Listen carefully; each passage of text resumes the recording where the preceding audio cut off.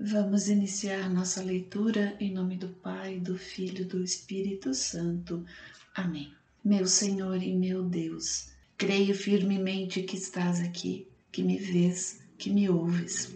Adoro-te com profunda reverência. Peço-te perdão dos meus pecados e a graça para fazer com fruto este tempo de oração. Minha Mãe Imaculada, São José, meu protetor, anjo da minha guarda, intercedei por mim. Envia teu Espírito Santo para que eu compreenda e acolha tua santa palavra, que eu te conheça e te faça conhecer, te ame e te faça amar, te sirva e te faça servir, te louve e faça louvar por todas as criaturas. Faze, ó Pai, que pela leitura da palavra os pecadores se convertam, os justos perseverem na graça e todos consigamos a vida eterna. Amém.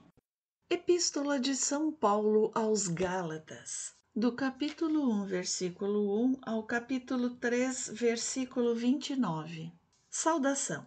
Paulo apóstolo, não da parte de homens nem por meio de algum homem, mas por Jesus Cristo e por Deus Pai que o ressuscitou dos mortos, e todos os irmãos que estão comigo, as igrejas da Galácia, a vós graça e paz da parte de Deus nosso Pai e da parte do Senhor Jesus Cristo, que se entregou por nossos pecados para nos libertar da perversidade do mundo presente, segundo a vontade de Deus nosso Pai, a quem seja dada a glória pelos séculos dos séculos. Amém. Só há um evangelho autêntico. Estou admirado de que tão depressa passeis daquele que vos chamou a graça de Cristo para um evangelho diferente. De fato, não há dois evangelhos. Há apenas pessoas que semeiam a confusão entre vós e querem perturbar o evangelho de Cristo. Mas, ainda que alguém, nós ou um anjo baixo do céu, vos anunciasse um evangelho diferente do que vos temos anunciado, que ele seja anátema. Repito aqui o que acabamos de dizer. Se alguém pregar doutrina diferente da que recebestes, seja ele excomungado. É porventura o favor dos homens que eu procuro, ou o de Deus? Por acaso tenho interesse em agradar aos homens? Se quisesse ainda agradar aos homens, não seria servo de Cristo. Parte 1. Paulo defende sua autoridade e missão. 1:11, 2:14. Recebeu sua missão diretamente do Pai. Asseguro-vos, irmãos, que o evangelho pregado por mim não tem nada de humano. Não o recebi nem o aprendi de homem algum, mas mediante uma revelação de Jesus Cristo. Certamente ouviste falar de como outrora eu vivia no judaísmo, com que excesso perseguia a igreja de Deus e a assolava. Avantajava-me no judaísmo a muitos dos meus companheiros de idade e nação, extremamente zeloso das tradições de meus pais. Mas, quando aprouve aquele que me reservou desde o seio de minha mãe e me chamou pela sua graça para revelar seu Filho em minha pessoa, a fim de que eu o tornasse conhecido entre os gentios, imediatamente, sem consultar a ninguém, sem ir a Jerusalém para ver os que eram apóstolos antes de mim, parti para a Arábia. De lá regressei a Damasco. 3 anos depois, subi a Jerusalém para conhecer Cefas e fiquei com ele 15 dias. Dos outros apóstolos não vi mais nenhum, a não ser Tiago, irmão do Senhor. Isto que vos escrevo, Deus me é testemunha, não o estou inventando. Em seguida, fui para as regiões da Síria e da Cilícia. Eu era ainda pessoalmente desconhecido das comunidades cristãs da Judéia. Tinham elas apenas ouvido dizer: aquele que antes nos perseguia, agora prega a fé que outrora combatia, e glorificavam a Deus por minha causa. Está em harmonia com os outros apóstolos. 14 anos mais tarde, subi outra vez a Jerusalém com Barnabé, levando também Tito comigo. E subi em consequência de uma revelação. Expus-lhes o evangelho que prego entre os pagãos, e isso particularmente aos que eram de maior consideração, a fim de não correr ou de não ter corrido em vão. Entretanto, nem sequer meu companheiro Tito, embora gentil, foi obrigado a circuncidar-se, mas por causa dos falsos irmãos intrusos que furtivamente se introduziram entre nós para espionar a liberdade de que gozávamos em Cristo Jesus, a fim de nos escravizar, fomos por esta vez condescendentes para que o Evangelho permanecesse em sua integridade. Quanto aos que eram de autoridade, o que antes tinham sido não me importa, pois Deus não se deixa levar por consideração de pessoas. Estas autoridades, digo, nada me impuseram. Ao contrário, viram que a evangelização dos incircuncisos me era confiada como a dos circuncisos a Pedro, porque aquele cuja ação fez de Pedro o apóstolo dos circuncisos fez também de mim o dos pagãos. Tiago, Cefas e João são considerados as colunas, reconhecendo a graça que me foi dada, deram as mãos a mim e a Barnabé em sinal de pleno acordo. Iríamos aos pagãos e eles aos circuncisados. Recomendaram-nos apenas que nos lembrássemos dos pobres, o que era precisamente a minha intenção. Não se pode acomodar o evangelho aos judaizantes. Quando, porém, Cefas veio a Antioquia, resisti-lhe francamente porque era censurável, pois, antes de chegarem alguns homens da parte de Tiago, ele comia com os pagãos convertidos. Mas, quando aqueles vieram, retraiu-se e separou-se destes, temendo os circuncidados.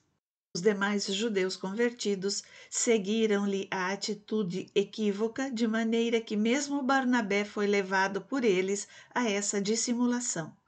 Quando vi que o seu procedimento não era segundo a verdade do Evangelho, disse a Cefas em presença de todos: Se tu que és judeu, vives como os gentios e não como os judeus, com que direito obrigas os pagãos convertidos a viver como os judeus? Parte 2. A justificação provém da fé em Jesus Cristo. 2:15, 4. A prática da lei de Moisés não nos torna justos.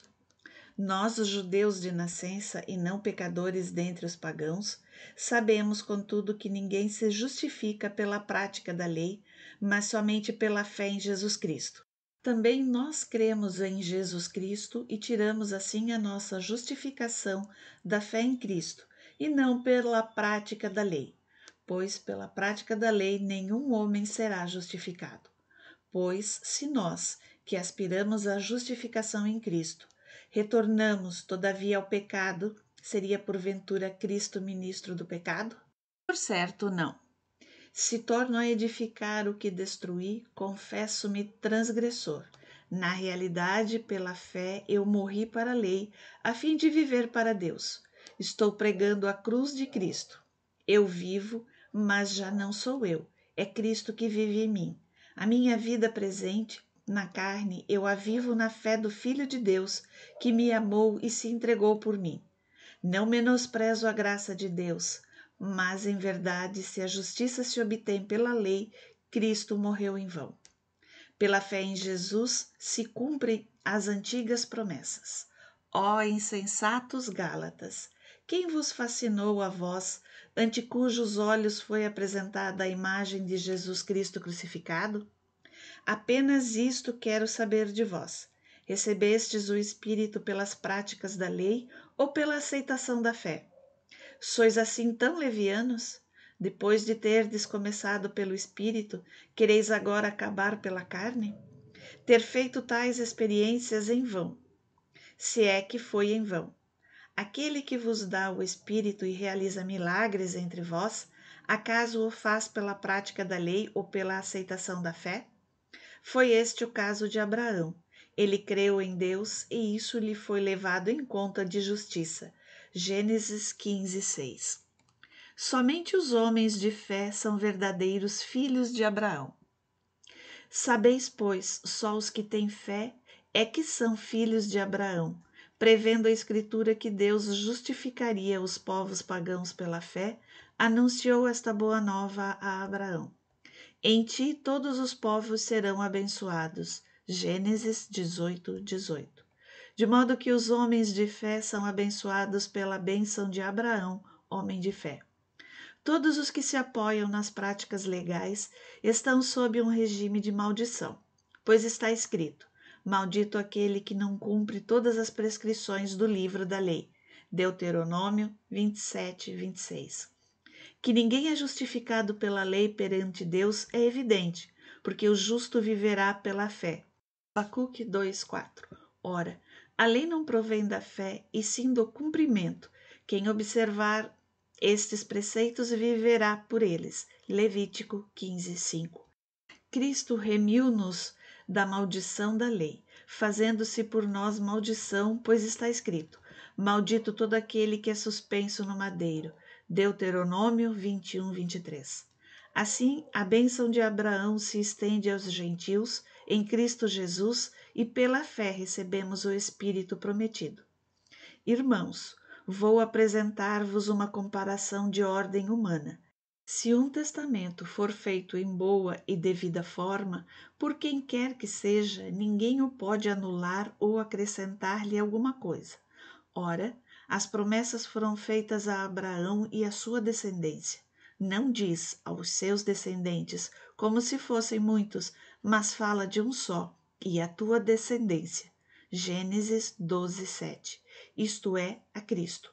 Afirmo, portanto, a lei que veio 430 anos mais tarde não pode anular o testamento feito por Deus em boa e devida forma e não pode tornar sem efeito a promessa. Porque se a herança se obtivesse pela lei, já não proviria da promessa. Ora, pela promessa é que Deus deu o seu favor a Abraão. A lei só teve valor provisório. Então, que é a lei? É um complemento ajuntado em vista das transgressões até que viesse a descendência a quem fora feita a promessa. Foi promulgada por anjos passando por um intermediário. Mas não há intermediário, tratando-se de uma só pessoa, e Deus é um só. Portanto, é a lei contrária às promessas de Deus? De nenhum modo. Se fosse dada uma lei que pudesse vivificar, em verdade a justiça viria pela lei. Mas a Escritura encerrou tudo sob o império do pecado, para que a promessa mediante a fé em Jesus Cristo fosse dada aos que creem. Antes que viesse a fé, estávamos encerrados sob a vigilância de uma lei, esperando a revelação da fé.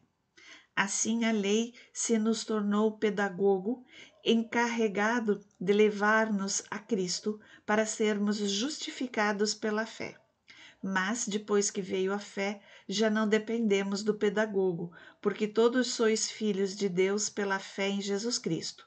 Todos vós que fostes batizados em Cristo, vos revestistes de Cristo.